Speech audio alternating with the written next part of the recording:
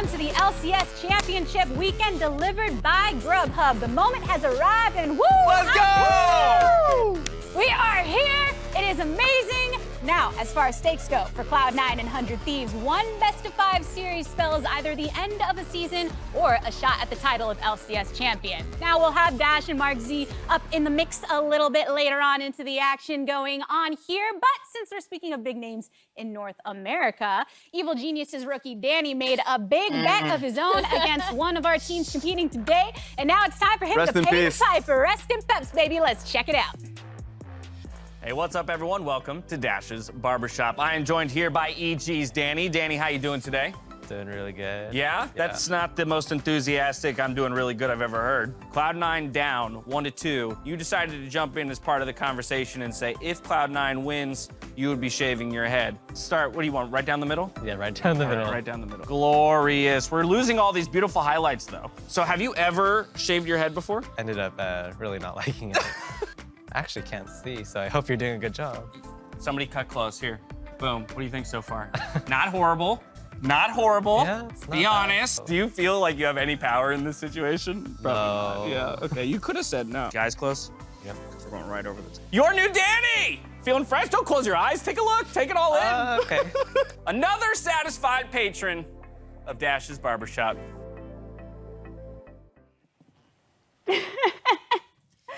Props to him for being such a good sport about it, honestly. Yeah. He did not want to open his eyes, though. He had no trust in Daddy in that moment.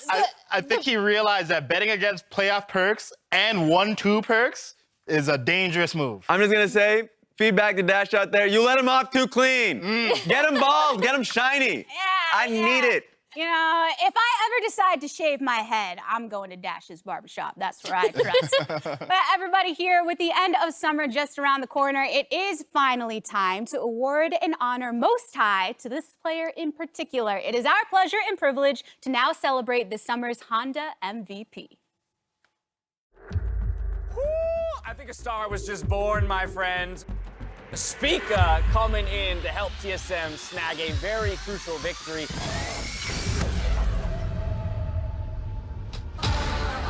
It's a jungler's world, and Spica is owning it! Spica with the third talent strike! Spica's turn to show up. And he flies over the top, locking him down! He's had a career split. He is the reason why this team has been performing so well. Here comes the dive on in, first blood in for Spica. So Spica dominating, grabs himself a double. Spica will stand and fight, and Spica will take him down. Spica is actually going to pull the trigger on the fight. Is that North American superstar jungler extraordinaire, Spica? Polar bear over the top, beautifully done. Here comes Spica with the dive. This bear has sunk his teeth and flashing in, look at the second blood, and there's the double with Spica. And oh my God, Spica, he's done it again. TSM will find the win. A huge game out of Spica. That's right, everybody. Officially introducing your Honda MVP TSM Spica. Spica, can you tell me, what was your raw reaction to receiving such an honor? I mean, honestly, I'm really glad that I was able to win MVP for summer. I guess it's kind of like one of my goals starting from this year. You know, I think in the TSM Legends video in spring, I said that, you know, after Worlds, I would just want to play as well as I can, try to win an LCS MVP, and yeah, here I am. People already had such great things to say about you last year when you yourself talked about being in very much a learning phase. Now you have been evolving within your role in the team, growing as a player. What do you think has been the biggest change in yourself as a jungler to put you on this Honda MVP caliber level? I mean, I think this year, honestly, I think Bjerg really helped me a lot, transitioning from, like, you know, mid laner to coaching. I think he played a really big role of how I, you know, developed as a player, how much better I got. I think he taught me a lot about the game, and, you know, obviously he's a veteran. He's been playing for like many years, right? And I'm really grateful that he was our coach. Also, I think just one thing is that just transitioning from like a rookie to a more experienced player, I learned how to, you know, just be more vocal in reviews. in game. And I think that definitely helped a lot in how the team is, able to perform with me and, allow me to look a lot better. Yeah, and you have been such a huge focal point for your team, analysts, journalists, other players alike, saying that you had this in the bag going into the actual announcement. But I want to know how this punctuates the way you feel about the season in total, because I know it must be a little complicated getting this honor, but also after a TSM season has ended. Yeah, I mean, I think in retrospect, it feels kind of weird, maybe like a little bit undeserving, considering that we didn't make Worlds after all. I think... as the MVP title is like, you're like the best player, you're very important to your team, and, it's kind of sad that we weren't able to make it. I wasn't able to carry my team, but, nevertheless, I think, it's so important to know, how to recognize like how I perform as a player, and I think it's very important for myself at least to have like more confidence going to next year, and, hopefully next year we'll be able to make it. No one doubts your impact, Spica. Last thing, would you like to say some words to the audience? I mean, I think just mainly just thanks to all the fans that supported me. I think just as my career, going from 2019 Gauntlet to like my first summer, 2020 summer game, the K23 minute transfer, that was a big meme. I'm really glad how far I came, and, all the fans that support me throughout this journey. And, next year I hope to have an even better performance. All right, well, Spica, congratulations again on becoming our Honda MVP, and thank you so much for stopping by. Thank you very much for the interview. With that, let's head back to the desk. Thank you very much, the Tigers. Spica with the well-deserved Honda MVP and an incredible split overall from him as an individual. And while his season does stop here, I do think it's important that we recognize the dominance that he displayed, but not only his dominance, a few of the people behind him who were close in the MVP voting round. The regular season award, he displayed just incredible play. He was the king of kings, and of course these guys, he ruled over them. Jizuke, Abadage, both incredible mid laners. I felt like the mid lane pool this split was insane, really competitive. They pulled it off.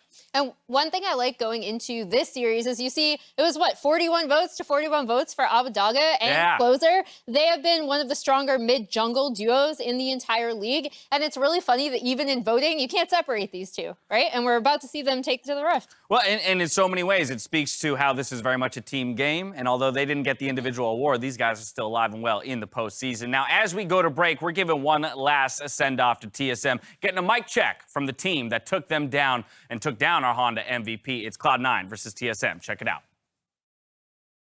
Really good. Yeah, we hard went here. I have TP advantage as well. Can we do Drake? I'm here. They're gonna look for a fight here. Go, I'm trying to get TP, but I will get canceled for now. Look for Choker. No flash. Nice. No flash, 80. I need to run. Yeah, look here. Wait, can you? I can speed you. Okay, we can move first. They're fighting. We can take a splash. Yeah, we're moving. It's still fighting. I will flash on him in a second. Yep. No. I hit him. Yeah. I can speed you. I hit. Nice. And he has ult as well. Flash and ult. Let me flex, chill. Yes. Oh, what? Kill this guy? They're trying to go for a wave, okay? Tank. Just run at him. Yes. Yes! Good shit, guys. Let's go. We're banning Orianna. I don't give a shit. Nice! Maybe hit, guys? Maybe hit? I don't give a shit. Wow, thank God they have relecting, guys. Oh my God. They got it. We play for fight. Look. Yeah. We need to help Huni. No. They're going on you. I hit AD. Look at AD. Yep. AD no flash. Help Huni. Yep, help Huni. I think Kill them all. I think I'm fine. Kill them all. I'll play slow. Yep, go. We killed them all. No flash. Nice! We can meet just turn EQ. I'm gonna see. They're not flash, but you guys are all dead. Nice. It's not the worst, maybe. Fudge. You guys win, by the way. You guys win. You guys can play slow. We win this, okay? We win this level. 3v3. Lee no kick, I think. Look at Lee. He's rooted. Lee didn't use kick on me, by the way. Okay, he still has kick. Nice. Look at Ash. Has flash. I block it, okay? He has flash. I have so much. Flash. I really baited them, guys. XD. Wow, you are good, Jin. Nice. Wow, I'm gonna top. You go mid, maybe? Rise no flash. Yes, stopwatch. We can just dive front, by the way. The carries can do damage to us. Yes, I can just walk forward and hit it, by the way. Playing on rail is not bad at all. Okay. It waves a bit. I might all rail at the same angle, but he came from tower. I might just thread in top side, by the way. I think it's good. Let's just take space. Let's take space. Hit it. I'm making space. Yep. I was gonna flash in. Just peel back, okay? We can just hit rail. Look at it. I'm ulting.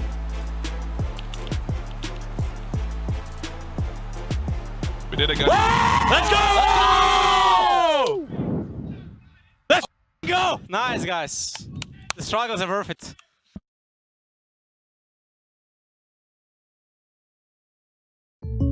Not gonna lie, Jake from State Farm. That Daniel deal got me some sweet savings on my insurance. Daniel, State Farm offers surprisingly great rates to everyone. Sure you do. Tell you what, I'm not supposed to do this, but I'll let you try the chunk, honey. Oh, I'm good. Here's the deal. Great rates, kinda our thing. You wanna meet the queen? I'm not dressed for that. When you want the real deal, like a good neighbor, State Farm is there.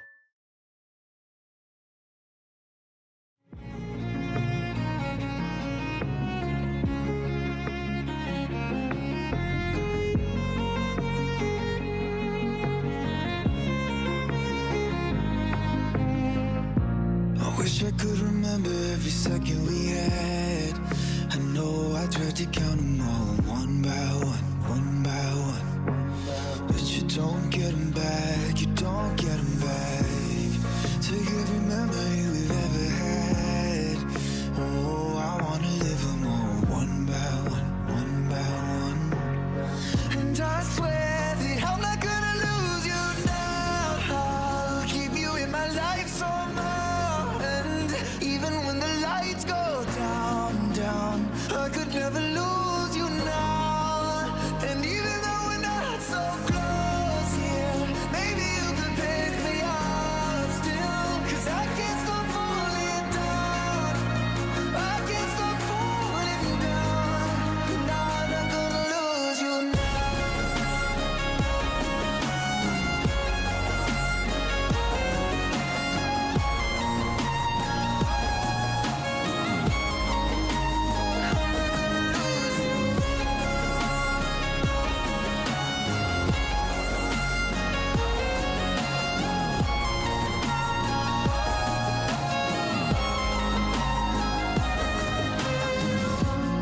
I can still remember all the lessons you gave me.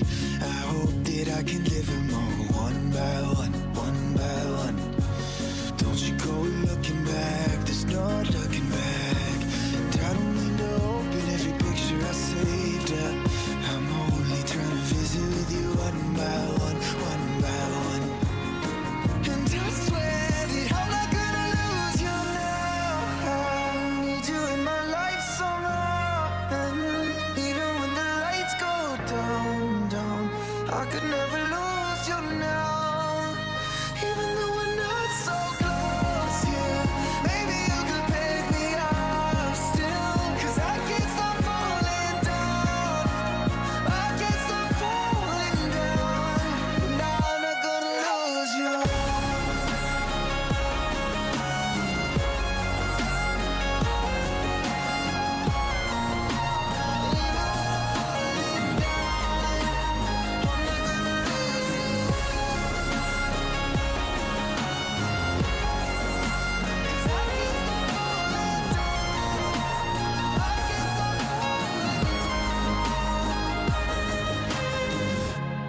Oh, keep you in my life somehow. Welcome back to LCS Championship Weekend, delivered by Grubhub, where we are just about 15 minutes away from Game 1 of Cloud9 versus 100 Thieves. The teams, the players, arrived at the studio just hours ago, making their way to the stage. Now, all the prep is in the books, all the strategies are complete, and you can almost feel the rumble, the energy, the thunder of this matchup. And where there's thunder, there's lightning. Lightning! What is the one food/dish you could have, you can make for your friends without giving them food poisoning? The list is not very long. Grilled cheese, I can manage. Maybe like a sandwich or canned soup. I can put it in the pot and then warm it up. I think I could manage to do that. Maybe mix everything together and have like a nice meal, you know, a nice buffet. First video game you ever played? I don't actually remember. Probably like, it'd probably be like some browser game, like when I was a kid. I think probably RuneScape or something might have been the first game I ever played. Dogs or cats? Which one do I like better? So I definitely prefer dogs. But, well, I've never really had pets because my mom is pretty allergic to most pets. But I think I like dogs better. It's just it takes more work, and you know, being a lazy person, like a gamer, you know, cats are more less work, right? So, but anyway, I think I'd prefer dogs. You're stranded on a desert island with your team. Who is making it out alive? Definitely not me. I don't have many life skills. I feel like Huhi would probably make it out alive. I think he's pretty well organized and stuff. Like he'd probably go hunt some fish down or something. Is he the only one? Yes, I think so. I would say that he's the higher chance of survival, and the rest of us probably won't make it out alive. No one. We're all dead. What else? Like there's no other answer. I think we all pass away.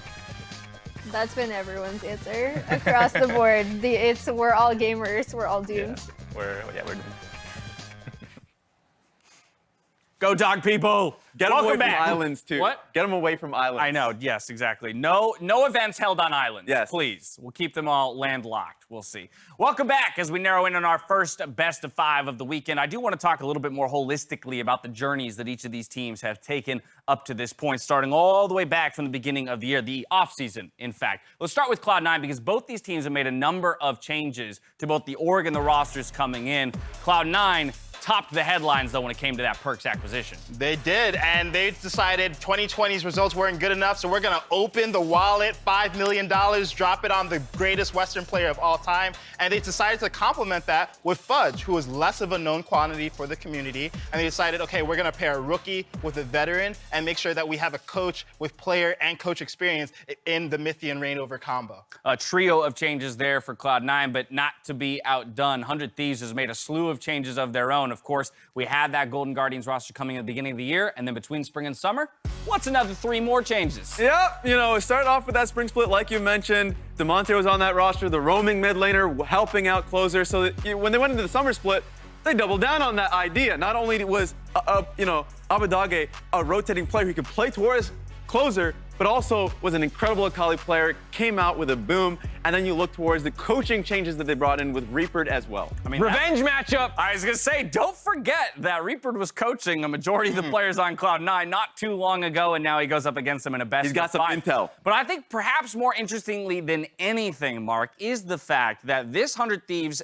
team is trying to make it back to the finals for the first time since 2018, where they, in fact, went up against TL, lost. But only one person is retained from that OG roster in Someday. Yeah, there's so many changes to cover, but you also have to think about the mainstays. And for Someday, when he joined the league, it was one of the most explosive signings ever for North America. He was top 3 in the world in most people's minds as a top laner, and it felt like such an insane pickup that we got. Unfortunately, the team success did not come with him. I mean, he's had a lot of playoff appearances, but not many deep runs, minus that one that you already cited. That said, a lot of people still believe in him. Most importantly, 100 Thieves. He has been with them since the inception of their franchise. He is the most tenured player in the entire LCS with over 4 years on the roster. It's absolutely insane how much that they kind of invested in him. You know, 1,300 days. Next closest is actually someone he's playing against in Blabber. And then it's a year drop off before you kind of get to Jensen. So overall, it's just incredible how long Someday has been around with this roster. And he is trying to show like 100 Thieves, this was a good investment that you have put on me and put on me as the franchise player. Pretty cool to me as well to see that all 5 members there are a part of the 3 teams that are still in the postseason. Yeah. Some of that investment starting to pay off from a number of these teams.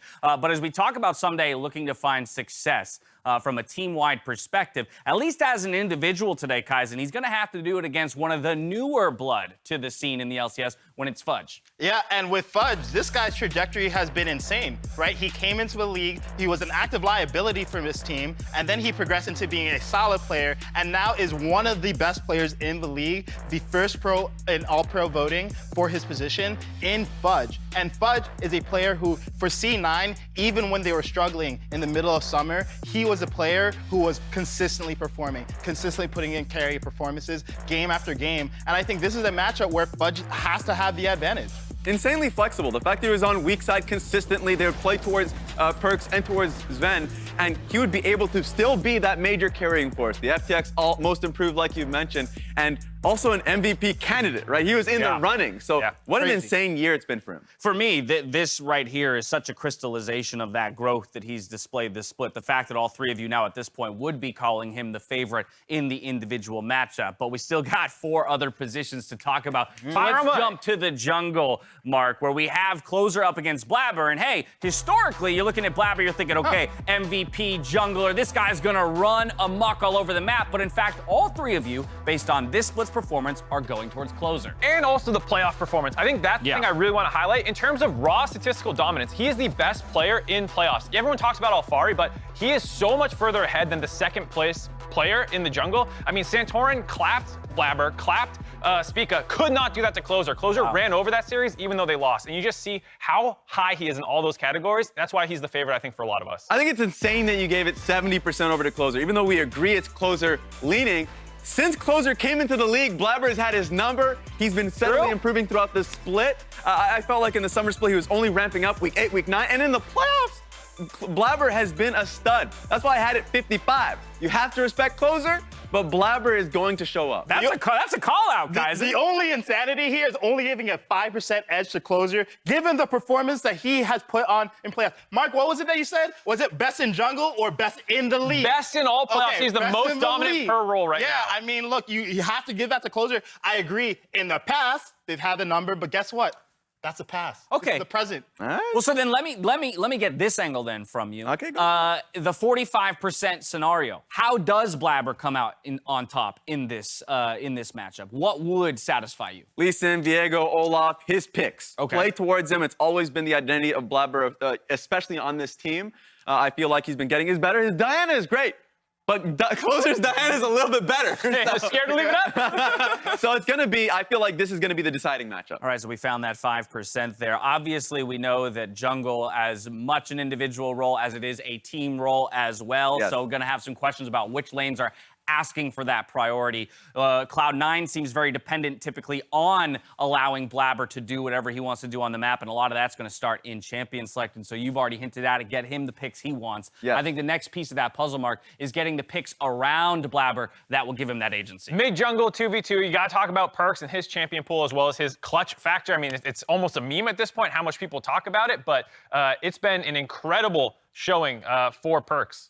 Yeah, and it's just how they work together. At the end of the day, mid-jungle is what it's going to be defined by. And so even though we're hitting the junglers, it's going to be impacted by the mid lane matchup. I'm okay. right in the middle. All right. I realize there are like massive discrepancies here, but this is actually the first role in which we have people split on teams. And I'm hiding in the middle. Okay, yeah, exactly. Well done. Way to play the middle. All right, Raz, talk to me. You're the one who's Why do I have to explain myself? Because you're the most You're 60 on Abba. 60-40. Abadaga has been damn good All right. this full season. Consistency has been his name. And then throughout the playoff run, him and Closer have been performing really well. I know a lot of the highlights been on Closer, but Abadaga, especially his Rise play, is damn good. I know people singing the praises of Jizuke and all that, but for me, Abadaga as Mr. Consistency, Perks isn't. Okay, well, if he's Mr. Consistency, Perks is Mr. Championships, right? And we saw in the open for this entire thing that this guy literally has forgotten the last time that he did not succeed domestically. If it's such a thing as a clutch gene, Perks has it. And originally, I was actually 50-50 with you, Mark. But when I look at the historical record, I just can't keep betting against Didn't I just hear you saying the past is the past? Why are we talking? It's about the future. Okay. And it's about, in terms of recency, Abadaga has been able to do that this split and this playoffs. I mean, even in their most recent series, there was a great Aurelia game from Perks and a kind of one. So even, recently there is that kind of consistent side to Abadaga, but Perks feels like he can pop off at any moment still to this day. It feels like we're playing the polarization game here. That's why I'm in the middle. Which Perks are you going to get on the day? Because I do think from a peak perspective, you'd look at Perks as the Goliath in this situation. Yes. But to your point, Abadaga, far more the consistent player throughout the split. And I've lost a lot of predictions because I've had faith in Cloud9, in Perks being able to deliver throughout the regular season. It's starting to come through, at least in the previous series. So that's got me a little shaken. But I got to give it to Abadaga. I mean, okay. I was going to say, we'll get into predictions for the whole series in just a moment, but now I'm worried for you on the day. We got one more lane to talk about. That's the bot lane. I'm going to group these guys together because we've long talked about, for example, FBI and Huhi as a unit. One of the things that made them so impressive this split was how they've begun to synergize and play together specifically in the lane phase. But Mark, while you and Kaizen both give them the 60% edge, I'm curious how you grapple with the idea that the meta around bot lane, at least in North America, seems to be shifting away from that straight up 2v2. So this is what's the interesting thing for me, and it's going to loop in top lane a little bit. Okay. And that's how 100 Thieves played against TL, where they said, someday you're Ornn weak side, get out of here, we're playing more around FBI and Huhi. And I wonder if they're going to take that same approach versus Sven and Vulcan, because you can try to play more through the bot lane where I feel like they have a pretty big advantage. That's why I put them at 60%. But it's if the meta is actually aligned for that. Bot lane snowball doesn't feel too easy right now. It's a lot about roaming and stuff. And that is something where I think Vulcan might have a little bit of advantage. But in pure AD carry positions, I really think FBI is incredible. Yeah, and these are transformative teams. I feel like when you go up against them, they really force you to respect their bot lane. Specifically, as you've mentioned, FBI and Huhi throughout this entire split, best bottom lanes in the LCS. Sven and Vulcan have definitely ramped up during the split. Yeah. And then Vulcan, you see him in front of you right now. He has just been MVP, player of the series after player of the series. He's been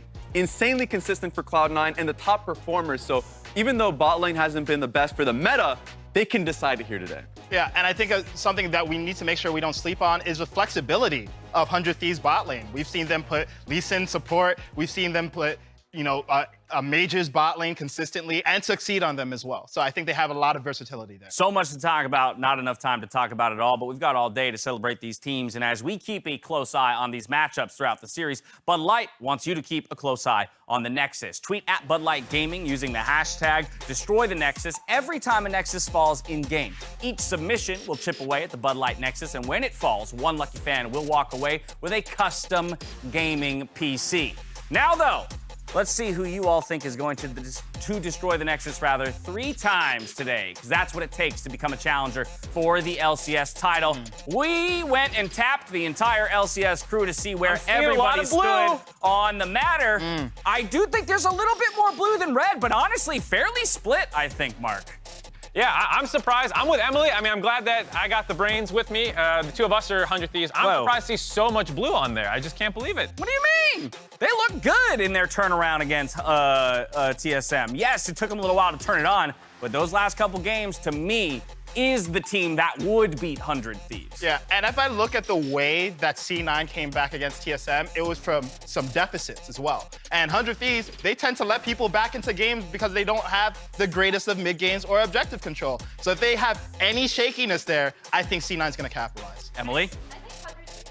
Has been really good going into all of these series. Also, C9 fans should be happy because I keep being like, I know C9's capable of this, but I'm not betting on them this week and they keep winning. So, maybe my curse will continue. All right, Tigers, help me out, because I thought we were going to have some kind of sick host synergy and both come up with the exact same prediction. I see you over there, 100 Thieves 3-2. What's going on? Yo, listen, it's hard. I'm with Azale. It is a tough decision between the brain and the heart, as they're talking about on the dive. It's a tough one. All right, Raz? For me, I feel like 2v2 has been deciding it between both these teams, and Closer and Abadage has been doing it this playoff. Oh, I thought you were going to say Bottler. You said 2v2. I was like, oh, you think it's going to be a Huhi FBI situation? I'll give it to Huhi and FBI as well. That's why I had it. So you're saying it doesn't matter what the 2v2 is? Both of them are looking good for 100 Thieves. That take it. Either way, I think it's an incredible matchup, and just the fact that we are near split 50-50 across the team speaks to what we perceive as a closeness and overall strength. Let's not forget that this is just a best of 5 to qualify into championship Sunday against Team Liquid, then for the title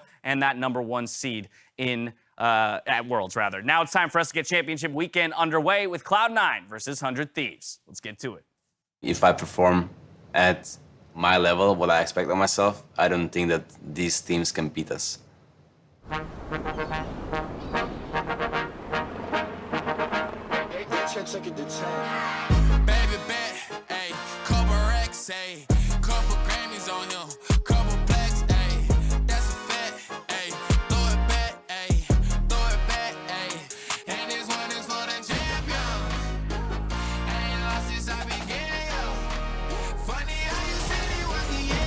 Have the angle. Cloud9's got the backup. There's Perk. On my first split of LCS, we got the back-to-back trophy for CLG. After that long journey and that long time, I feel like I can actually take it. So I really don't want to miss this opportunity and make it count. Spread it, oh my word! The damage! Shot down in the back!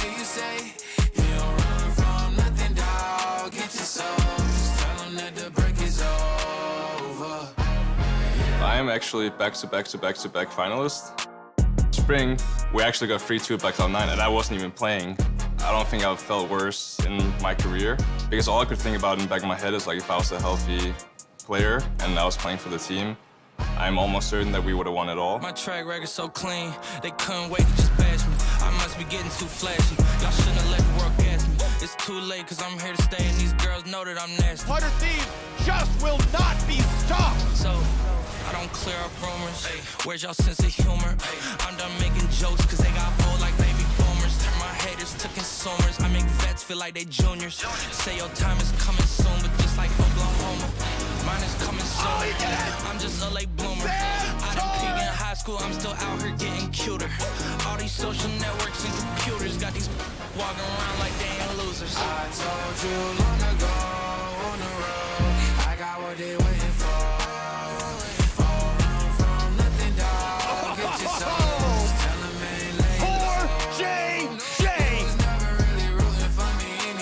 It's been like 3 years since I've lost the domestic title. It took me a while. I was trying to like think about it. I don't often lose in important situations. Perks knocks down Hootie, Perks knocks down Sword Art. And he is here to claim his throne of the LCS.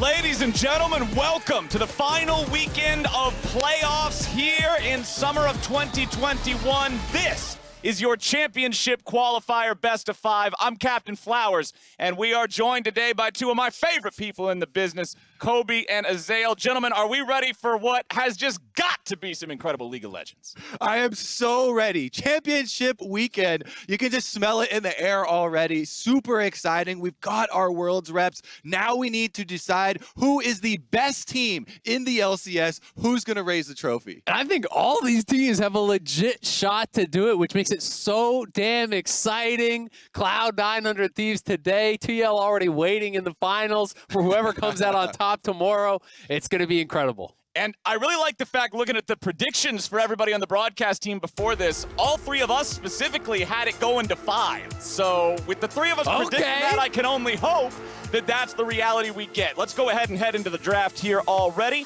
We got Thresh, LeBlanc, and Viego all banned away. Diana coming through as well as Cloud9 targets the jungle pool. Yeah, and so if you're targeting jungle pool Flowers, some outliers still up and available. The Xin Zhao, the Lee Sin, these attack damage junglers, very highly prized and already still waiting here for the last couple bans. Will they actually pinch it? Because the jungle matchup is so incredibly important here with Closer versus Blabber. And when you throw back to the TSMC 9 series, Lee Sin became so high priority in that one as well. Closer, a great Lee Sin player. You know, Abadaga has been willing to play it as well. Perks, obviously a flexible player here too. But Lee became almost more important than the Xin in that series. It'll be interesting to see where the priority starts in this one here today. Yeah, Closer's performances on Viego earned him the Viego ban. And then he just switches over to Lee Sin and has a great Lee Sin game as well. So he's got the backup. They do have first pick on the side of 100 Thieves as well. Right, this last ban on Cloud9, pretty important there. And they want to remove the opportunity to have Someday on that Renekton that he has had so much success with. Last ban of the first half was also the Syndra there for the side of 100 Thieves. So let's see how 100 wants to start this one off. I like the Renekton ban here a lot. I do think that that is Someday's biggest carry threat for champion. So take that away from him. Takes away some of their ability to play topside of the map. So I expect a rise here from Cloud9 early, since we've already got LeBlanc and Syndra banned out for Cloud9. That would make a lot of sense. Perks is very good at utilizing the ultimate to make roam plays for Cloud9. They can also have those outs of 1-3-1 later, being able to side lane. And as we said, you can still pair it with the Xin. So Cloud9 have set up this draft to be able to have that Lee Sin plus Ryze, or excuse me, Xin Zhao plus Ryze combination, go to 1-2 pick. And hey, we've got the Lee Sin, we've got the Xin Zhao in there. You already pointed out they got through despite the jungle targeting, and those will be those top-tier champions that we see in the jungle here early on. And hey, there it is, my friends. Ryze locked in for C9. Then one thing I would look for, again, on the side of 100 Thieves, they've been one of the best to utilize Ziggs. You know, who he played it first as support. FBI can play it. It's generally going to be bottom lane, but it is still technically flexible. I think if you don't go Varus, Cloud9's probably going to snap it up, but it looks like they're prioritizing the Aphelios. I wonder what defensive pairing they're going to put it with. With Thresh being taken out, I'm not such a fan of the Tahm Kench Aphelios pairing ever since the Tahm Kench changes, but it does seem to be something that people are still going to. I think Braum can work pretty effectively, especially if you are expecting a Varus response coming through from the other side. So we'll see what the choice is going to be. Yeah, Braum has been quite effective versus teams that are trying to utilize Xin Zhao as well, and especially teams with players like Blabber that are going extremely aggressively. Always nice to have that counter engage. Well, we already mentioned Varus just a moment ago, and it looks like that might be the choice here for Cloud9. Final pick of the first half of the draft for 100 Thieves was the Orianna there for Abbedagge, so we'll see that against the Rise of Perks as our mid lane matchup here in game number 1. Cloud9 making sure they utilize all their time here, getting this choice correct, and it will be the Varus. So we have mirrored roles drafted for both sides here in our first 3 picks. And 100 Thieves shouldn't be surprised by this Varus whatsoever. It's triple the next most played for Sven, 15 Varus games, 5 on Kalista as his next most played. He is so comfortable on this. I do think when you're already looking towards this poke, Jace becomes something that could pair up well for Fudge that 100 Thieves maybe have to be cognizant of in the pick ban. And the other thing is that Cloud9, they already showed in their previous series versus TSM how effectively they can use things with longer range. Like the Varus plus Gangplank combination specifically was very big for them, having Fudge on the Gangplank. In addition to that, the barrel change plus those arrows coming through from Sven later on in the game was something they were very effectively able to use around these objectives and still is open to them. So they could cruise kind of right off of where they left off versus TSM. Well, the possibility of the Jace from Fudge has been removed here by 100 Thieves. Cloud9 getting rid of Leona, some of that powerful engage for the immobile carries of the Rise and the Varus. And then Gnar will be the last Cloud9 ban of this draft. I like the responses. It's smart drafting, right? 100 Thieves saw the opportunity for the Jace to be paired with the Varus. When that gets banned out, guess what that's a good matchup into the Gnar. So Cloud9 going to take away the Gnar from Someday. That has been his most played. That has been his biggest comfort. And generally when these picks are banned away, he falls back on things like Ornn. I think especially if support gets picked here for Cloud9, we could potentially see the Ornn come through. If you want to go GP, not only is it that great pairing that Kobe was talking about, but it's also kind of pre-counterpicking the Ornn and daring you to go for a more aggressive champion that Someday isn't always as comfortable on. This Cloud9 opening to game 1 of this series, best of 5 series, is exactly what you would expect. You can just easily fill in each of these champions coming off of their previous series, and it just makes sense. They've had success with it, so they're putting the onus on 100 Thieves to say, what are you going to do to stop us? Otherwise, we're not going to reveal anything extra in game number 1. It would be huge leverage if they're able to get a victory here on red side and not even revealing anything extra. I mean, it's really, really smart drafting, and I don't think that Someday has some spicy pick. He's usually not the kind of player to go towards that. Most of his most played champions are already taken away. In these kind of matchups, he generally likes to go towards the GP himself, or he likes to play the Gnar himself.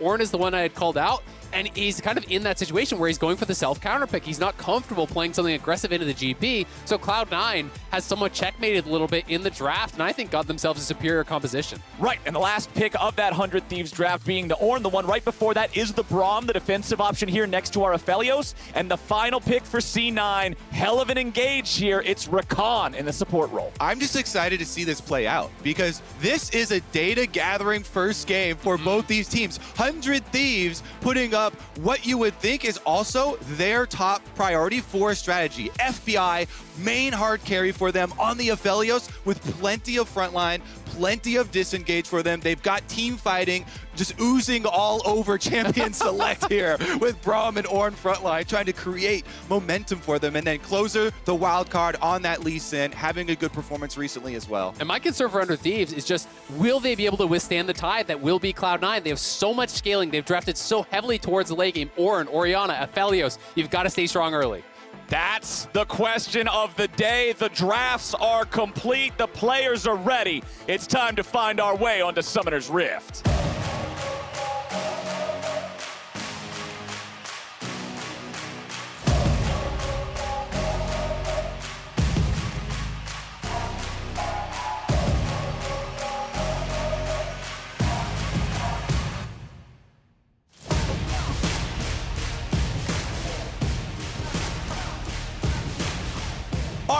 finals qualifier match is officially underway. Let's get it going. Game number 1, 100 Thieves on the blue side, Cloud9 on the red. Everybody here today hoping for a full 5 games. And remember, my friends, that you can join the conversation and show your own support using the hashtag 6champion to have your comments featured in the broadcast here today. So get at that while you're enjoying the action. And my friends, it doesn't look like we're going to see a whole lot of risky business here before the minions spawn in game 1. I mean, I think if you're 100 Thieves, you want to play safe. You want to play slow. You want to look towards 5v5, and that's going to mean the same thing here for level 1 as well.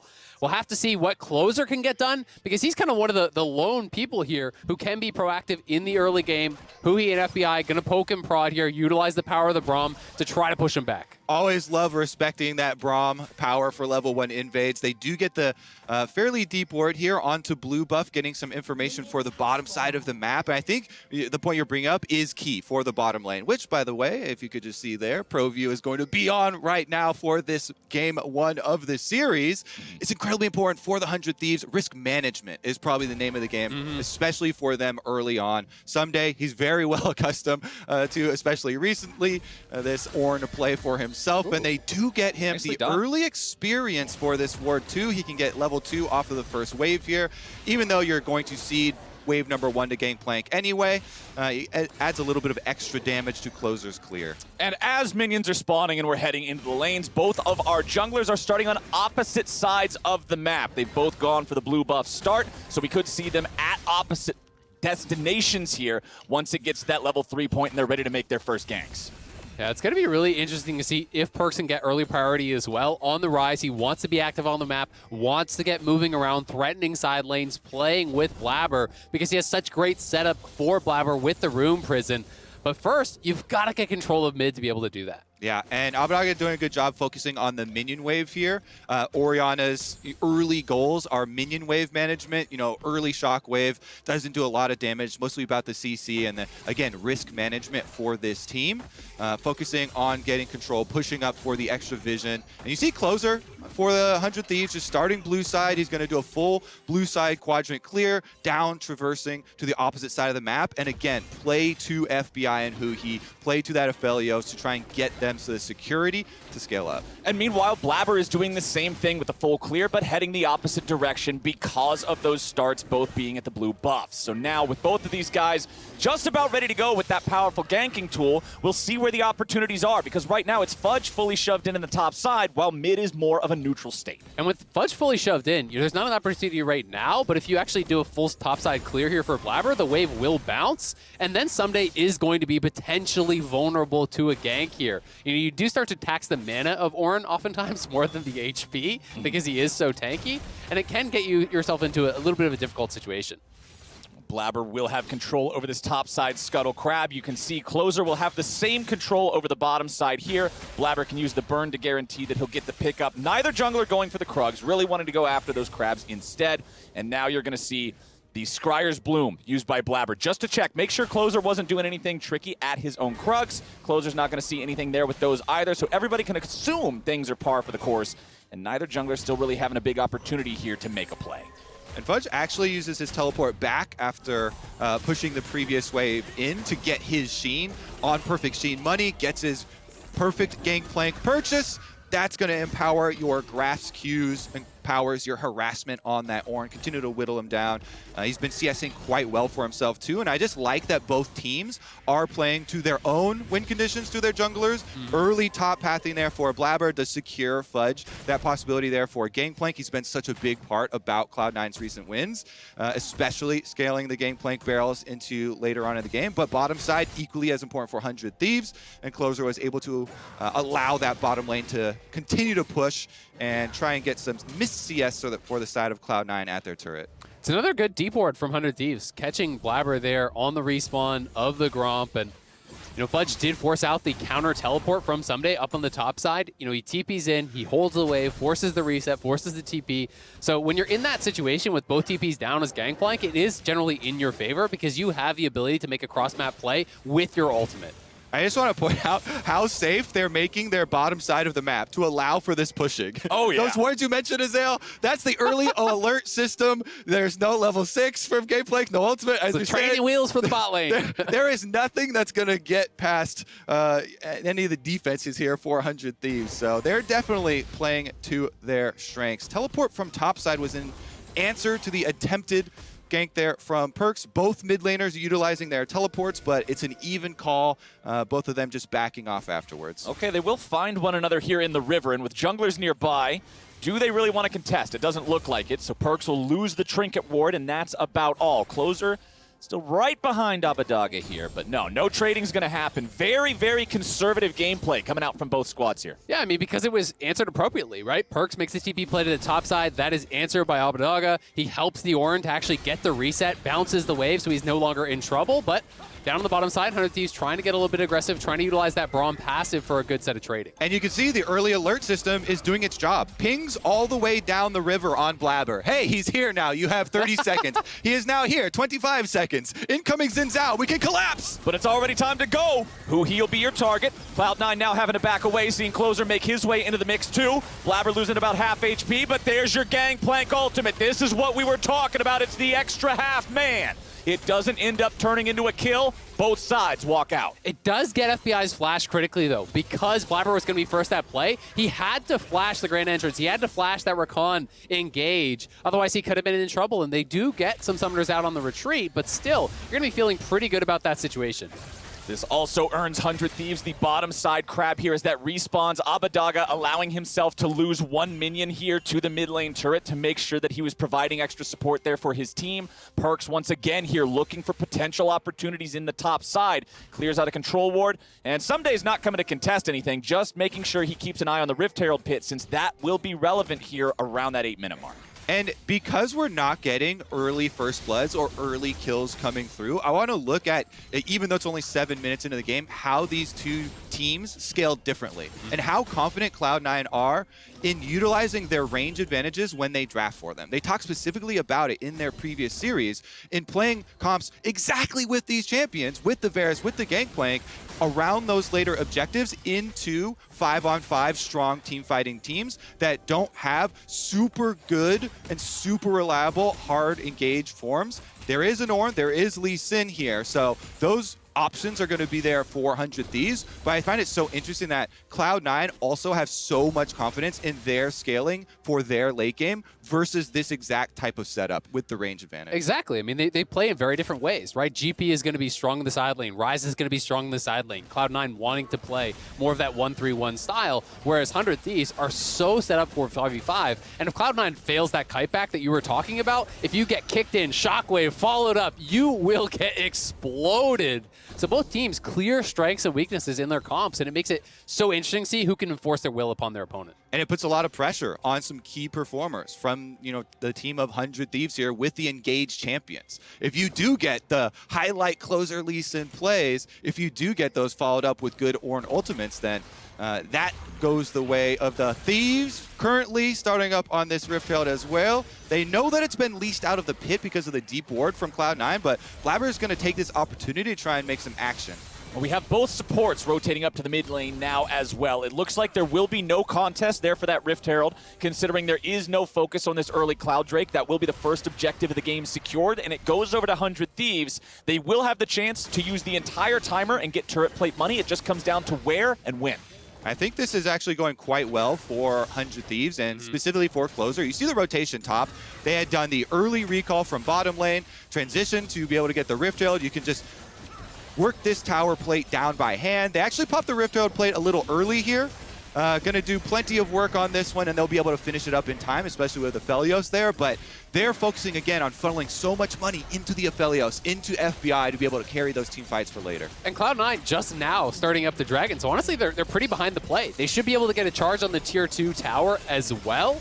Sven is by himself down on the bot side, so it's some solo gold going onto the Varus to equalize a little bit, but the entire tier 1 taken, and we'll see if Fudge can actually prevent this from getting a charge. He's going to have to walk up and get the auto, but it does look like he'll be able to. Okay, nicely done there, making sure that he saved the Q, not just to proc the barrel, but to have the extra instance of damage to stop the charge. Prevented about half the HP damage there on that turret. And you can see that while Cloud9 did get some plates back here in the bottom lane, almost that third plate, but really just the first couple, it's still nothing compared to what the Thieves were able to acquire there in the top side. Nearly 1,000 FTX gold advantage here for them as we're just now hitting 10 minutes into the game. And there you go. Closer is at the top. It's pretty interesting because I really like the focus on the jungler matchup the Analyst was going for, you know, with both these guys in playoffs. But diving deeper into the head-to-head matchup of Blabber versus Closer has historically actually been Closer's worst matchup of any single jungler in the LCS. He has the second most games versus Blabber, while having the lowest win rate versus Blabber of any other jungler head-to-head, with more than 2 games, of course. But it just goes to add to the fact of some of the little things that you see, you know, in the ancillary content where they're reacting to games afterwards. The Closer's just like, Blabber! Blabber! It just, Blabber has historically had a very good read on him, on his pathing, and has tracked him very well. But this game specifically, Closer has done exactly what the team needs. He has protected the bottom side until they swap up to top side. Then he gets a Rift Herald for them, acquires that, gets this early gold lead. So the focus this time around has been quite good.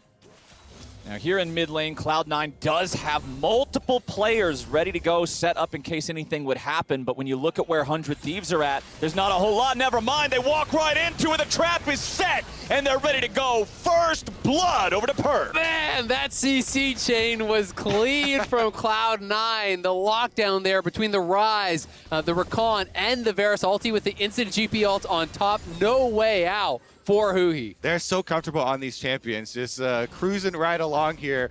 First blood money goes a long way in making up all of that good early play and the focus towards the Aphelios. Look at this, Swifties for Perks. That is a very atypical build. It's almost always Mercs that you'll see on the Rise, but I think when you're playing against some of these champions, there's a lot of slows on this team. It's less about the hard CC, so it is going to allow them to stay safe in the side lane potentially. As we had a kill. So what happened there is you saw Vulcan try to complete his recall as Abbedagga was about to check the brush. Abbedagga interrupts it just in time. Vulcan took the grand entrance over the Drake pit wall, but was hit by Closer in the Sonic Wave. So Closer was able to chase him down, find the kill. We'll hopefully get the replay of that here in just a second to see exactly how they made it happen. But 100 Thieves is now going to work. And again, it's FBI, the plate collector, raking in the money. That mistake there from Cloud9 cost them so much. Yeah. This is going to be 100 Thieves taking the maximum out of an opportunity that's right in front of them. They get the gold lead right back up to 1.6K. They're pushing bottom side. They even go for the invade here on blue buff. They just gain so much time in advantage here and be able to push out the rest of the map. This is going to be a huge dub for them someday as well. Looking for a dub. Oh, Fudge with the flash out to stay alive. You can see he ate the orange right as the big bonk came in on him, so it looked like it didn't deal any damage, but nearly killed off there. And 100 Thieves now finding themselves a 2-0 lead in turret count, really starting to build this lead. They're playing it very, very well. I mean, it is this catch, as you described, you know, stopping on the recall, Q over the wall there from Lee Sin, an easy takedown, but with him dead, it's the follow-up play that mattered more. They had a ward behind the tier 1 tower, so if Cloud9 tried to actually walk up and defend, there was an easy TP play potentially to come through from 100 Thieves to actually collapse on that. And they have just been pushing very heavily. 2.6K FTX gold advantage with a very heavily scaling comp. They are so happy with how this early game has gone. And the biggest thing to me so far for 100 Thieves is just time management. It has been so efficient for them. From jungle pathing from the very beginning from Closer, but right through these objectives and trying to capitalize on some of these moments that present themselves. Very, very good reactions for them to be able to earn themselves this lead, and they're set themselves up for the perfect team fightings. When you get to play this comp from ahead, it is so much easier to group up on the objective, try and force Cloud9 to you, but another pick. Let's talk about forcing Cloud9 to you. Well, that's not the way you want to get it done. Huhi gets picked off. Blabber and Sven working together with Vulcan here, chaining the CC very well. Notice that Blabber didn't go for the knockup on third hit Q until the Varus ulti was about to expire. And this is a pick all around vision, right? It's around the setup here. They have double pink ward in this area. They had a deep ward as well to actually spot Huhi walking in. and they're layering the crowd control very, very well to get this pick on a very tanky member. It's Braum with his wall up, but he's going down anyway. So Cloud9 get another pick on that bot side, playing well around vision to create action, and that leads them to a tower, that leads them to a dragon, and that is going to push back any potential 5v5 force from 100 Thieves so far, because Cloud9 has 1-3-1 comp, and 100 Thieves needs to force them to come to objectives, but with 2 early dragons, that's tough to do. Feels really good for Cloud9 to have that working for them. Also an Infernal Soul this game. When we're talking about the opportunity to make these fights work, especially for a squad like 100 Thieves who wants to be this death ball, that can give you so much more burst. And for the side of Cloud9, it makes these powerful split pushers that much more frightening if you get within their range and can't deal with them. And it also makes full damage comps like Cloud9 is running that much more threatening for tanks. Frontline against Infernal Soul, it's difficult to actually stand up to it. There's more of an opportunity to burst down the Orin, to burst down the Braum. These champions that are about CC, about durability. And especially when, as we talked about with this comp, they also have this big range advantage and they can rely on chunking people out before the fight even starts, before you get that advantage. So Rift Herald number 2 goes a long way for 100 Thieves, pushing this mid lane down, but Cloud9 will collapse. Okay, the Herald will not fully find the turret. Gets it down to about 15% there. Perks will not be in a position to try to make some sort of a flank or start things off. So although Cloud9 does have 4 players here in the mid lane, it has not turned into much yet. They will march up towards the top lane here as a team. Fudge is shoving up the wave. It'll be in position to crash into the turret here momentarily. But C9 seeing 100 Thieves rotating, seeing 100 Thieves responding, they call off any sort of a play, or maybe just switching their aggro over here as Huhi will be forced to take the blast cone, and he and FBI set up shop underneath the tier 1. And you can see how the pace of the game has kind of dictated changes for 100 Thieves. They're having to go towards this defensive vision setup of Pink Wards more on their side of the map, not even really out across half. Oh, nicely done there. The shockwave from Abbedagga forces out the flash from Sven. That is a critical cooldown for the next 5 minutes.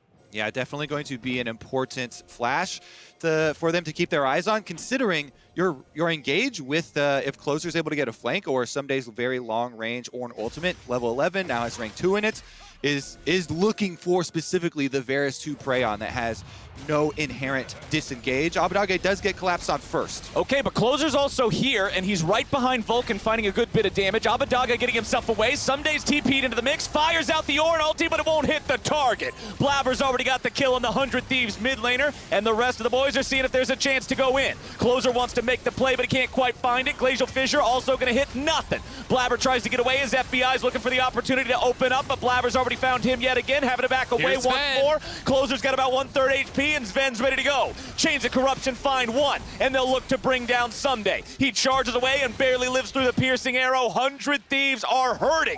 They're on the retreat, and the fight goes to Cloud9. There are no big objectives on the map for them to take afterwards, but you can already see, again, that confidence coming through in Cloud9 in the execution of these comps with the full damage coming through. Fudge did so much work.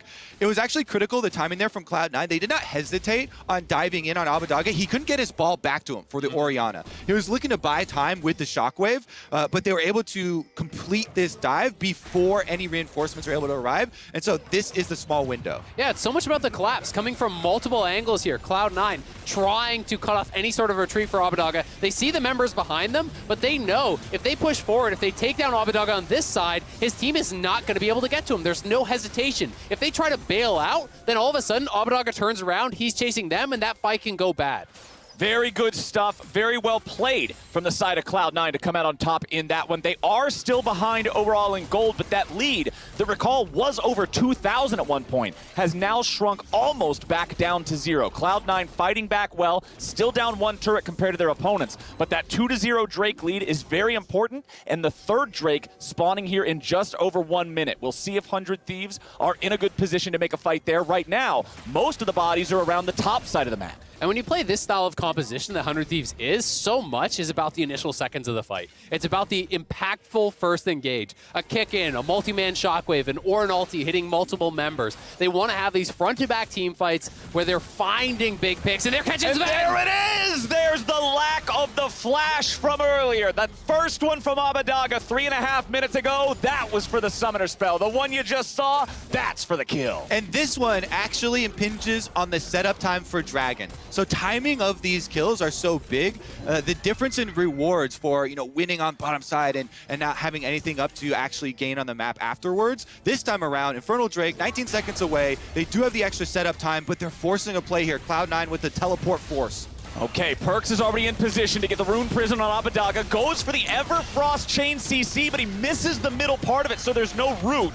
Cloud9 still seeing if there's a play to be made here. Fudge and Perks behind the tier 1 turret, going in after Abbedagga. They know he has no shockwave after the kill on Sven, so that'll be a nice return kill from Cloud9. If 2 don't work, how about 3? How about 4? Cloud9 overloading the top side, so even if 100 Thieves goes towards the Dragon, they've got top side control. They're starting Baron. Exactly, so smart. There's not even time for them to actually get the Dragon from the side of 100 Thieves. Cloud9 circumvent this setup difference, force on Baron to draw 100 Thieves to them and not engage. Okay, Huhi gets away in time to escape the engage coming out from Vulcan. Nice damage over the wall with the Aphelios ulti. Vulcan into the stasis, staying alive. Just a moment, still walking it off. Someday might be the first to die, and Vulcan gets the kill credit. Cloud9 pick up another. Man, the CC layering there from Cloud9 was so good. Perked with the root, followed up perfectly by the Everfrost. Someday is tanky, but he's not that tanky. He gets knocked down, he gets picked off. And this means Cloud9 are going to potentially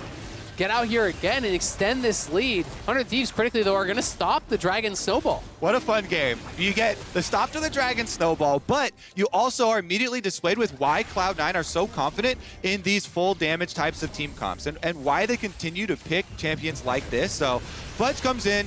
They aren't able to initially get Abbedagga because of the phase rush proc there. He's able to just walk his way out, but they've already committed everybody else to the... What's going on here? There's spaghetti all over my screen. And Cloud9 are able to show the power of spaghetti.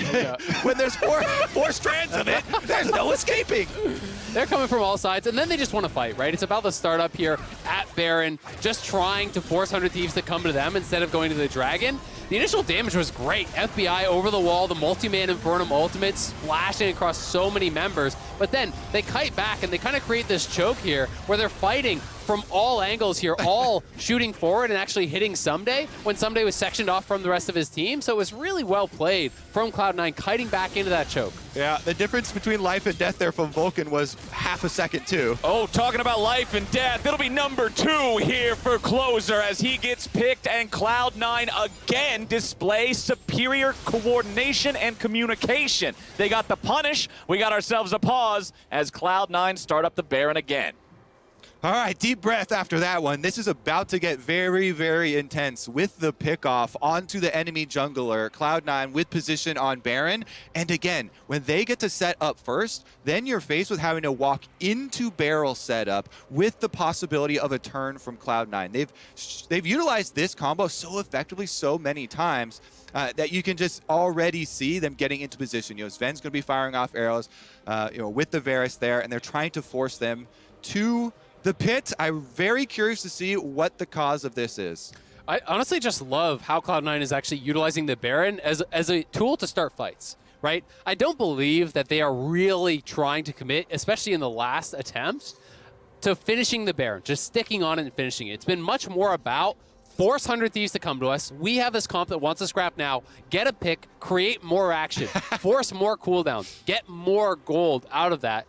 And the Baron is really just a tool to do that. And you can see they are ready. So we are going to be getting quickly back into this. And Cloud9 on the Baron, 100 Thieves moving up to try to respond. And last time around when they tried to respond, remember that it was Cloud9's turn that found another kill. That focus onto Someday despite his tankiness. So can 100 Thieves navigate this in a way that doesn't require any more losses? That is my question, because they have to do it without Closer. 20 seconds on him, Baron at about half HP. Someday and Huhi will lead the charge. A little bit of damage finding its way onto Vulcan, but Cloud9's ready to turn. Blabber going for the flash with the audacious charge, but now he's got to back up a little bit, thrown up into the air, but the ulti keeps him safe.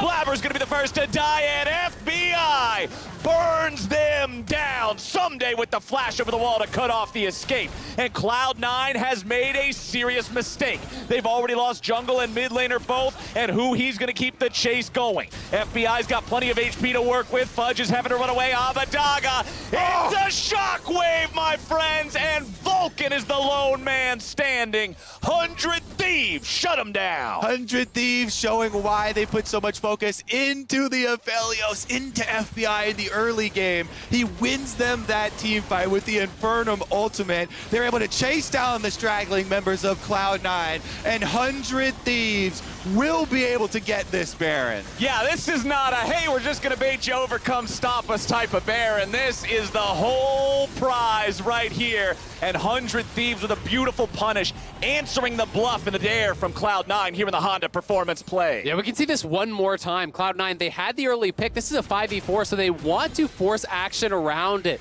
But 100 Thieves come over. The Ornn has a good ulti to start things off, and you're going to have to track FBI in this fight because he was so key in the later moments. Yeah, Cloud9 are trying to use their numbers advantage, so they just force it here. Blabber flashes in and pops the ultimate, but FBI, you see him walking around the side. He nails it onto four of them, even splashes over, gets that kill onto the back line, and all you have to do at this point is try and track down the stragglers, someday flashing over to make them walk the long way. Man, I want to see the damage done in that fight. That Infernum ultimate looked like a couple thousand damage alone. And then the important flash there, Abbedagge is able to get in. He shockwaves to pull back those 2 kills. Those 2 kills are what guarantee you the Baron. If you don't actually chase... Holy moly! 6,588 damage. That's almost more than the other 9 players That's more put than together. 200 years. We got a few centuries here in this one. Chains of Corruption fly out from Sven, but they don't find a target. That is a very important defensive cooldown as Cloud9 are struggling in this defense. 100 Thieves shoving up into the base, taking down one inhibitor turret already, finding the inhibitor immediately thereafter, and look at that. They're playing the push well. They've already got Someday here in mid. This wave is ready to collide into the tier 2, and 100 Thieves are just daring Cloud9 to stop them. Perks is split pushing up in the top lane. He's onto the tier 2 himself, but you're racing against Baron. You're racing against a death ball comp, and Cloud9 will have to make some sort of a defense here. Perks teleporting back in, 100 Thieves being cautious. They don't want to overextend here and get punished. This turret still standing, but just barely, about 1/3 HP left on it here in mid lane. And it's all about poke from Cloud9. They've got to whittle them down here with the Varus to dissuade any potential engage, because if you lose a fight here in your base with the Baron, the game could just be over. I'm in love with the fact that we saw reality for why both teams... Never mind, let's go. It's time to go. Sven's the only one going to be hit by the Ornn ulti here. Shockwave onto 2. Cloud9's ready to go in. Vulcan finds a bit of CC, but the follow-up is not ready. Perks coming around from the side. Blabber goes in. Sterix keeps him alive. Blabber goes out. Zonius comes out from Huhi looking to stay alive. FBI again trying to find that huge ulti, but that time it's an airball. 100 Thieves will be forced back, and Cloud9 hold mid lane in him. They still should be able to get the secondary prize of Infernal number 2 for themselves to be able to get to at least number 2 on Dragons, even this one up. But again, Cloud9 will just immediately return to trying to play the map. You see Perks not hesitating to run right back out to the side lanes, take away the blue buff, take away as much jungle as he can, because that late game Rise dream is still alive. And what I was about to say is that I'm so happy for this game number 1 that we actually see the reasoning behind why both teams were confident in their early game, the way that they played it out so cautiously, because both late game strategies have already seen success in this single game. The team fight comes through at the critical moment for 100 Thieves,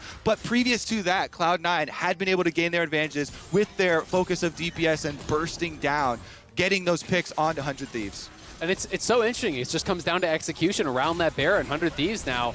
It's going to be tough for Cloud9 to actually play sides against them, because they are going to continuously force. The Ornn upgrades are coming through. You have multiple items already completed. The Blood Ward done there for FBI. Rhymeforged Grasp done in the top lane as well. And they're just going to hard force. If you go to the side lane as Cloud9, they're going to try to dive you. And here it is, the 5v5 setup. 100 Thieves are willing to do this thing as a team. FBI getting poked a little bit there by the piercing arrow.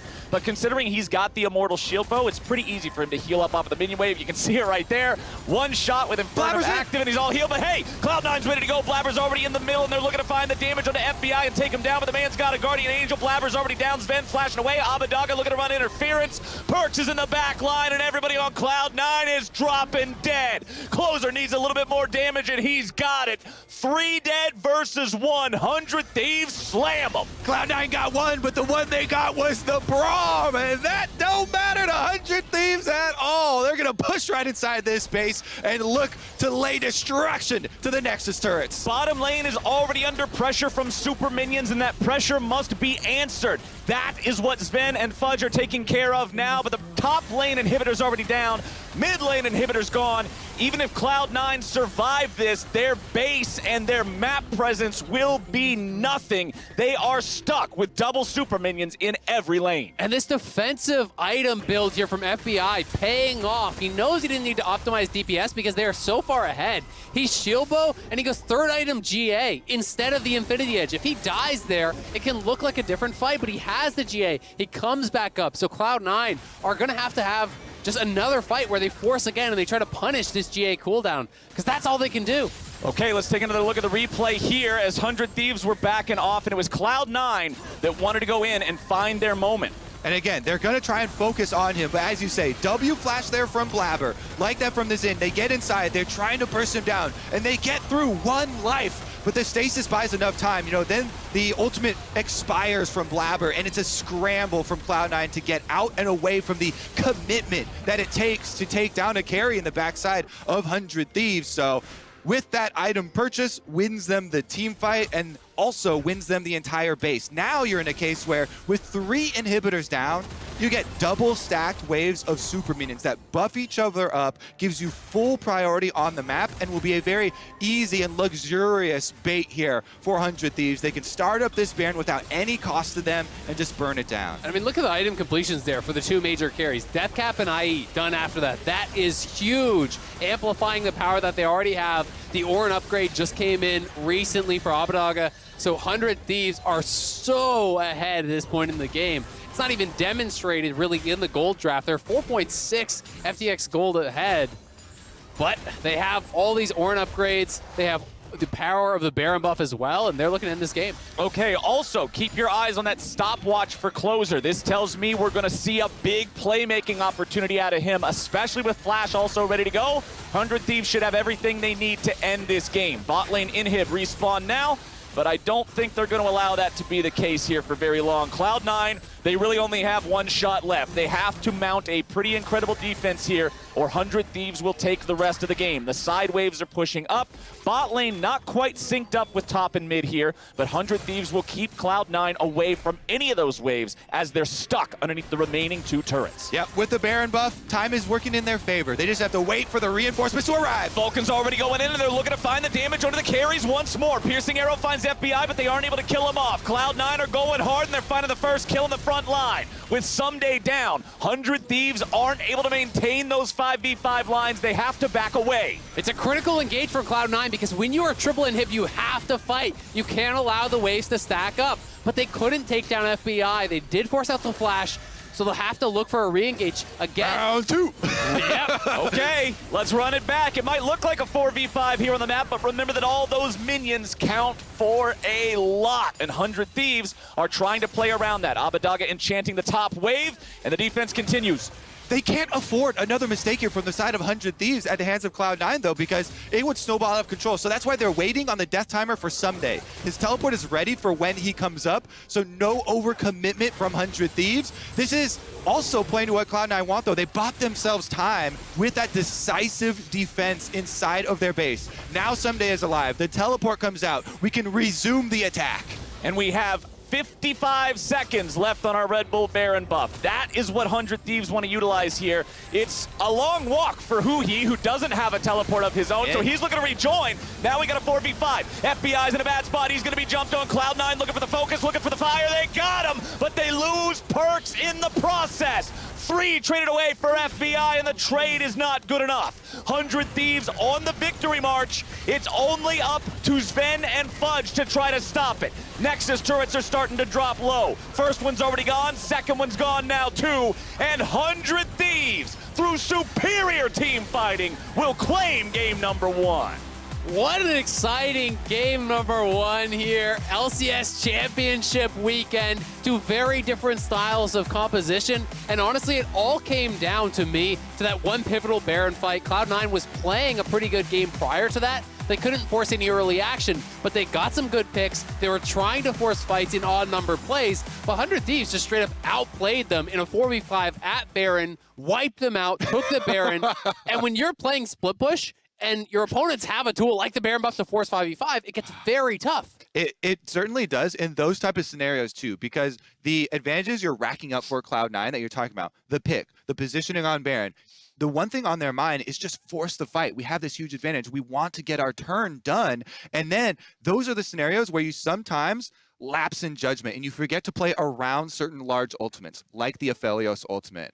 And that critical moment coming up so big for the Thieves and being able to get so much off of it changes the way the series opens. That's game number 1 in the favor of 100 Thieves, and they throw down the scaling team fight and they make it work. So you have to respect it now for all of the next champion selects. But going back to what you guys were talking about at the beginning, about how there's different goals here, about how the teams are looking to force their play style onto the opponent, I think we got to see positive points for both of them. Cloud9 being scrappy so well up until that Baron, but then 100 Thieves just flexing the muscles even harder when it really mattered. On the other side of the break we're about to head to, we will be hitting up the State Farm Analyst desk and breaking down that win. While you wait, feast your eyes on the official Honda LCS Championship art wall while winning some free stuff all weekend. Enter for a chance to win free Hex chests along with random and legendary skins courtesy of Honda. Check out the LCS Twitter or the link on your screen right now for more information, and we'll be right back. It all comes down to this one last dragon fight to call the whole game. Boom, look at the damage on the Wombo combo. All 5 enemy players down. GG!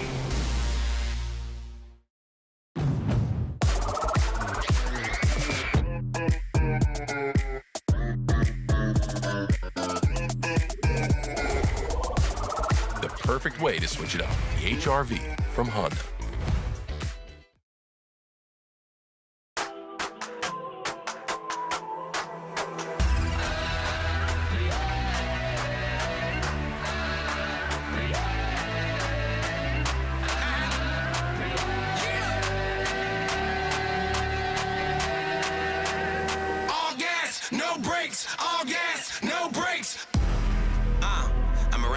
Till the wheels fall off, catch my drift, pop my clutch, pedal, metal, skirt, peel off, top peeled off, choke on my dust. I want it all, but it's never enough. I've been running the map, I'ma keep it a buck. I've been so far ahead, it ain't no catching up. All gas, no brakes, all gas, no brakes, all gas, no brakes. I'm running it.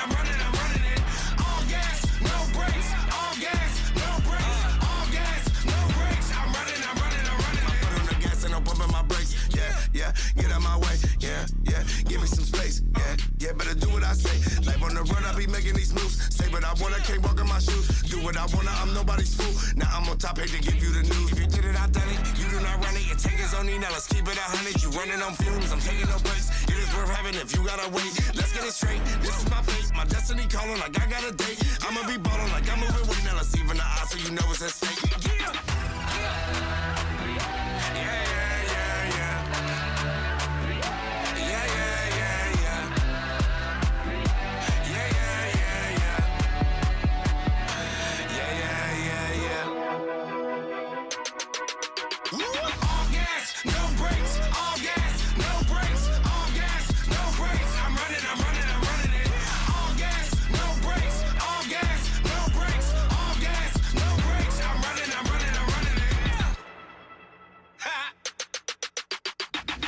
And get it, adios. I've been at the top, you ain't even close. Randy Moss, the competition toast. Hail Mary, catch a denim ghost. Out of here, gone. Changing my number, no calling my phone. Trust me, I'm focused, I'm all in my zone. I made a living from proving them wrong. Come hella, I wanted whatever the cost. Started off local and now I'm a boss. Don't bet against me, you be taking a loss. Say what I wanna, I'm driven with sauce. All gas, no brakes. All gas, no brakes. All gas, no brakes. I'm running it.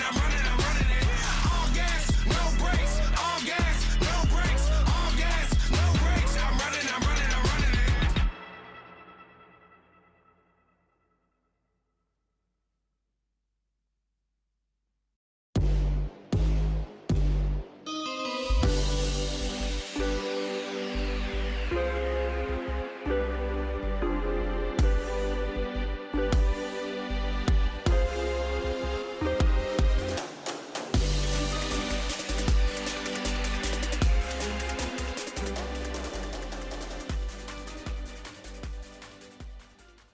I really want to bring this trophy for 100 Thieves because whenever I talk to Nayshot, whenever we win, like for example that Evil Genius series and we qualified to Worlds, like when I talked to him, he seemed so happy, and I could also tell that he was getting like a bit of like stress before, where like a lot of people are like calling the organization like a hoodie org and stuff like that. And yeah, I just want to, like, he provide a lot of opportunity for me and my other teammates of competing on a high level. He provided us with lots of things, and I think for me, I kind of want to pay him back by giving him a trophy and to show everyone in LCS that we are a competitive team and we're willing to do everything to take the trophy. 100 Thieves, the hoodie org, and a damn good one at that, find themselves up in the series 1-0 in this best-of-5 against Cloud9. A bit of a trepidatious start to game one by both of the teams that then exploded open in the mid-game, and we will get to how ultimately 100 Thieves was able to bring this one into their favor. But I do want to start with draft strategy, and I'm going to come to you first on this, Raz, because prior to the day, I talked to you about a couple things. Number one, for Cloud9, how do they secure the right stuff for Blabber and protect him in the way that he wants to play? Yep. And as well, how will that top lane matchup break down? And Mark had hinted to the weak side play from Someday and the likelihood of an Ornn pick, and we got it right here in game one. Yeah, and I gotta say, I love the prep there from Cloud9, even though the game itself didn't do well for them as the game went on. Like, they played 4 side lanes. Like, the Ryze pickup was great early on, and then they just pummeled this champion pool, the Renekton, the Gnar, and then they went for a GP pick because 100 Thieves is not going to punish the GP blind. And they didn't. It was pretty clear that they were going to go for an Ornn pick. And I think the strategy, the correct strategy from Cloud9, attack him in that front. Well, and I think this goes to your point about Fudge. And one of the things that has developed over the year in our understanding of him as a player is that he can be a carry. And it seems like Cloud9 is going to continue indexing into that in this series. Yeah, and I think it makes sense. No more Tom Kench. Put this guy on GP, put this guy on Jace. Even you saw that 100 Thieves had to ban Aurelia because they knew that if Someday goes for the blind pick GP, like you were saying, Raz, there's going to be a counter coming out from Fudge. And I think if you look at the 100 Thieves draft, despite the win, I think the draft shows some of their limitations in terms of what they can play. And they were basically forced into a position where it's like, okay, we have to play Ornn, so we have to go for the team fight. We have to go for a 5-5 late game. And the nice thing about Ornn is it makes sure that you're almost guaranteed to win that, particularly if you're drafting Orianna and Aphelios. But it does mean that if you're in a situation where C9 plays the side lanes correctly, it can be difficult. This is a really intriguing conversation to me because we seem to be indexing a little bit more favoritism towards the Cloud9 prep and draft overall, but in fact, it was 100 Thieves that came away with the game. And so to help us understand a little bit how 100 Thieves built that separation in this game, we're going to jump over to Mark, our boy at the Telestrator, to break it down. Thank you very much, Dash. I want to take a look at a very important play that ended up getting FBI pretty fed in a large gold lead that 100 Thieves were able to use as a bit of a margin of error throughout the mid game. And so the first thing I want to look at is actually a pickoff that C9 get onto Huhi. Now, if we roll this play out, you're going to see this is an excellent use of the combination that they have with the Varus and the Rakan. They're able to go in, punish the vision control attempt, and they just blow them up. And this is really one of the advantages Cloud9's comp has is their playmaking in the early game, finding pickoffs really easy. Afterwards, of course, Vulcan goes, well, I want to get deep vision after we just got a pickoff. All the right plays so far, but where he messes up is after getting his wards out, he wants to go for a greedy recall. And during this time, if you look at the minimap, you see that Closer has actually pathed up to the top side to try and make a gank happen. And this is right when Vulcan starts channeling his recall. He ends up getting picked off by Abadage for this greedy recall. And what this does is because Closer just forced to flash up in the top lane, not Closer, excuse me, Blabber forced to flash in the top lane. FBI is now on the strong side of the map and is able to full push an entire wave in and then take 3 turret plates. And that afterwards, he also gets the entire turret. And this window afforded FBI a massive gold lead. It gave them a 2,000 gold advantage as a team, which they ended up losing because, you know, Cloud9 continued to make plays. But that buffer that they built allowed the critical carry for 100 Thieves to get super far ahead of the game state. And then, as we're going to see after this, ends up carrying the game for 100 Thieves. I mean, that's the thing right there, right? I mean, it's a very, very cool look at how one minor play can snowball into something so spectacular, and that thing that is so spectacular is the man up there on the screens behind us. It's FBI on a pick like Aphelios, time and time again within these team fights, just pumping out an unreasonable amount of damage. It's insane, because they built this comp around him, throughout the split they play around him, and for him to find those angles in team fights, those huge team fight ultimates on his Aphelios, set up, these are great Orion ultimates too, blowing flashes, you love to see it. Great from 100 Thieves overall. This was one of the mistakes that they had made though. Yeah, and you can see that there were multiple points in this game where 100 Thieves got put on the back foot. And C9 was able to dictate terms. It was FBI stepping up in team fights, and that's a scenario where C9 should not look to be at all. So this mid-game was a little bit touch and go from 100 Thieves, and they almost got punished. But due to the lead that they got on FBI and the ability to carry that forward in the 5v5, they were able to bounce back. This is why I don't really expect much change going into game 2, because I think C9's strategy overall, playing to stack dragons earlier on, playing on side lanes, was actually pummeling Abbedagge. But then 100 Thieves force their pressure through mid lane, they make a catch happen. You see this game, as you say, goes back and forth, and 100 Thieves get their team fight. Yeah, and let's talk about these two Baron plays, these consecutive Baron plays where the first time, 100 Thieves, they completely wipe out C9, right? And I think part of the problem here is C9 kind of lost focus. Because if you look at the comp, what does it do well? It plays side lanes well with GP Rise. It's really, really good at making picks. But what it's not so good at is tanking Baron in an extended Baron bait, because you don't have a true tank. Right? You have a Xin Zhao who is going to be tanky in the team fight with Gore Drinker, but he's not going to be tanky on Baron. So this allowed FBI the window that he needed to carry. He definitely carried. You can see the stats. Insane. Up 1,000 gold in 15 minutes. 15. That's a lot of hoodies. A lot of ones. That's a lot of hoodies. For Mr. Number One in All Pro. Damn right. Starting off this series strong. And for me, I love the word that you said, losing focus. Remember, they had a position to go for third dragon, right? And they're going to get outscaled. That's just going to be how it is in team fights, full 5v5s. They don't want to get to that point. And then when they tried to go for a top lane pick on Abbedagge, I think that was a step too far, because then you're going to be finding situations where you're going into 5v5 team fights versus 100 Thieves, and 100 Thieves outplayed. Alrighty, well, 100 Thieves gets the first dub, but they'll need 2 more to book that ticket to tomorrow's LCS Championship. Raz, you already tipped your cap to thinking not a ton is going to change between games 1 and 2. We will find out on the other side of this commercial break when we return for Champion Select between Cloud9 and 100 Thieves.